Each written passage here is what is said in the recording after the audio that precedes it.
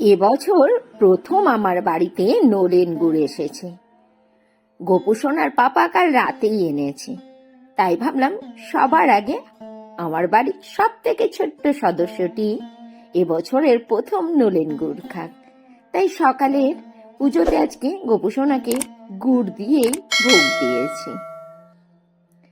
একটি শীতের সকালে কুয়াশাচ্ছন্ন নতুন দিনের শুরুতে তোমাদের সবাইকে জানাই স্বাগতম। আজ হচ্ছে বৃহস্পতিবার, আর ঘড়িতে বাজছে সকাল 8টা। আর আজকের ব্লগটা এখন শুরু করছি। নতুন একটি ব্লগে তোমাদের সবাইকে জানাই স্বাগতম। তোমরা সবাই নিশ্চয়ই খুব ভালো আছো। আমিও খুব ভালো আছি। আর আজই প্রথম যে বন্ধুরা আমার ভিডিওটি দেখছো, প্লিজ সাবস্ক্রাইব করে নিও। পুরনো বন্ধুরা, তোমাদের সবাইকে অনেক ভালোবাসা। ভিডিওটি কেমন লেগেছে সেটি অবশ্যই কমেন্টস করে বলো। লাইক করতে কিন্তু একদমই ভুলো না। আমার Instagram ID Pinky Saha 703। Please আমাকে ইনস্টাতে ফলো করে নিও। অ্যাবাউট আর ডেসক্রিপশনে আমার ইনস্টা লিংক পেয়ে যাবে। সকাল হওয়া মানে ঘড়ির কাঁটার সাথে পাল্লা দেওয়া শুরু, নতুন করে একটা যুদ্ধ শুরু। ঘড়ি তো তার নিজের গতিতে ছুটে চলে, আর ঘড়ির সাথে ছুটতে গিয়ে আমি হয়ে যাই এক প্রকার ক্লান্ত, বিধ্বস্ত। আমার বাড়িতে প্রত্যেকের এরকমই আমি একটা হ্যাবিট তৈরি করে দিয়েছি যে সময়ের কাজ সময়ের মধ্যে করে ফেলতে হবে। সকালের খাবার টাইম মতো খেতে হবে, দুপুরের খাওয়াও টাইম মতো খেতে হবে, আর যখনকার যেই কাজ ঠিক সেই সময় সেই কাজটা করে ফেলতে হবে। অবসর সময় বসে একটু মোবাইল দেখো, টিভি দেখো, ঠাকুরের নাম কীর্তন করো, ব্যাস এইভাবেই আমার দিন চলে যায়। লোকের বাড়িতে গিয়ে বা পাড়ায় গিয়ে মোড়ের মাথায় দাঁড়িয়ে লোকের বাড়িতে বসে বসে গল্প গুজব করার মতো সময় আমার নেই। নিজের ঘর সংসার নিয়ে আমি প্রচণ্ড ব্যস্ত, যদিও বা এই সমস্ত করা আমি একদমই পছন্দ করি না। নিজে গুছিয়ে সংসারটা করেই সময় পাই না। লোকের বাড়িতে গিয়ে বা রাস্তায় দাঁড়িয়ে গল্প গুজব, ঘরের কথা বলবো, এই সমস্ত করার সময় কোথায়? যদিও বা এই সমস্ত করার হয়তো বা লোকজন আলাদা থাকে, যাকে যে যার কাজ সে করুকে। আমি ভাই আমার ঘর সংসার নিয়ে খুব ব্যস্ত।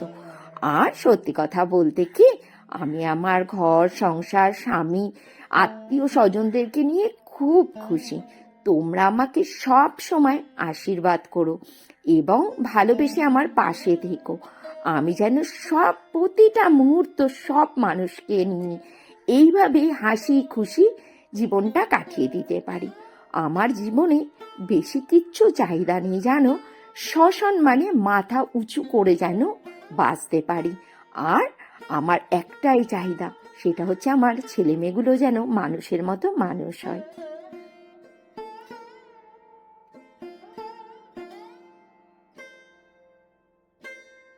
স্মার্ট বাজার থেকে হোম ডেলিভারিটা হয়ে গেছে, একটু আগেই ওরা মালগুলো সব বাড়িতে দিয়ে গেল। আর এখন বাজে দুপুর 2:35। ওই যে তোমাদের দাদাভাই স্নান করে রেডি হয়ে বসে আছে, আর ছেলে স্নান করতে যাচ্ছে, প্রতিষ্ঠাও রেডি হয়ে রয়েছে। ওরা যাবে এখন নেমন্তন্ন খেতে। ওই ছেলের বন্ধুর ঠাকুমার বছর কি বা দিবসই কি বলে আর কি, ওই সেখানে নেমন্তন্ন। আর আমি আর তোমাদের দাদাভাই লাঞ্চ করব। দেখে নাও আজকে লাঞ্চে কি কি রয়েছে। রয়েছে এখানে ডিম দিয়ে ফুলকপি আর নতুন আলু দিয়ে তরকারি। ওহ, যা গন্ধটা বেরিয়েছে না, ঢাকনা খুলেই ঢোক গিলে নিলাম। আর রয়েছে মাছ চচ্চড়ি, কপির ডাঁটা চচ্চড়ি। আজকে না আমি রান্নাটা শুধু ফুলকপি আলু দিয়ে ডিমটাই করেছি, এই দুটো কালকের পুরো ধরা ছিল, খাওয়াই হয়নি। অযথা এত কিছু রান্না করে কি হবে বলো তো। আর মাইক্রোওভেনে ভাতটাকেও করে নিয়েছি গরম। চলো আর সময় নষ্ট না করে তাড়াতাড়ি লাঞ্চটা করে নিই। আমরা হচ্ছে মধ্যবিত্ত, আমাদের কাছে হারানোর মতো কিচ্ছু নেই। না আছে প্রচুর অর্থ, যেটা হারিয়ে ফেলবো সেই ভয়টা থাকবে। আমাদের শুধু আছে সম্মান। এই সম্মানটুকুকে আগলেই যেন বেঁচে থাকতে পারি। আর যারা আমাকে বা আমার পরিবারকে এতটুকু অসম্মান করার চেষ্টা করবে, তাদেরকে আমি আমাদের জীবন থেকে এত দূরে সরিয়ে দেব যে আমার ছায়াটা পর্যন্ত মারাতে পারবে না। এই দেখো না, গ্রসারিগুলো গুছিয়ে রাখলাম, তারপরে যে নলেন গুড়টা এসেছে সেটা দিয়ে তৈরি করে নেব এখন পায়েস। কর্তামশাইকে তো পায়েস খাওয়াতে হবে, তাই না? গরমা গরম লুচি ভেজে নিলাম, আর এই যে চলে এসেছে খাওয়ার জন্য একটা ইঁদুর, আর একটা ওখানে মাথার মধ্যে গুঁতো খেয়েছে দুষ্টামি করতে করতে, ওটার এখন সেবা শুশ্রূষা হচ্ছে।